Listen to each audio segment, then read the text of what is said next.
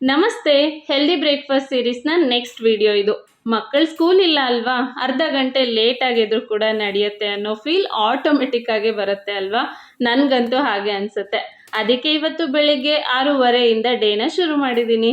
ಪಾಲಕ್ ಸೊಪ್ಪಲ್ಲಿ vitamin A, C, K ಹಾಗೆ iron, magnesium, antioxidants properties ತುಂಬಾನೇ ಚೆನ್ನಾಗಿರುತ್ತೆ. ಕಣ್ಣಿಗೆ, ಬೋನ್ಸ್ಗೆ, ಡೈಜೆಸ್ಟಿವ್ ಸಿಸ್ಟಮ್ಗೆ, ವೇಟ್ ಮ್ಯಾನೇಜ್ಮೆಂಟ್ಗೆ ಇದು ತುಂಬಾನೇ ಒಳ್ಳೆಯದು. ನಮ್ಮಲ್ಲಿ ಇಮ್ಯುನಿಟಿ ಪವರ್ನ ಕೂಡ ಇದು ಜಾಸ್ತಿ ಮಾಡುತ್ತೆ. ಸೊ ಹೆಲ್ದಿ ಲೈಫ್ನ ಲೀಡ್ ಮಾಡಬೇಕು ಅಂದರೆ ಪಾಲಕ್ನ ನೆಗ್ಲೆಕ್ಟ್ ಮಾಡಲೇಬಾರ್ದು. ನಾನಿಲ್ಲಿ ಒಂದು ಕಟ್ನಷ್ಟು ಪಾಲಕ್ನ ಚೆನ್ನಾಗಿ ತೊಳೆದು ಚಿಕ್ಕದಾಗಿ ಕಟ್ ಮಾಡಿ ಒಂದು ಅಗ್ಲ ಪಾತ್ರೆನಲ್ಲಿ ಹಾಕಿದ್ದೀನಿ.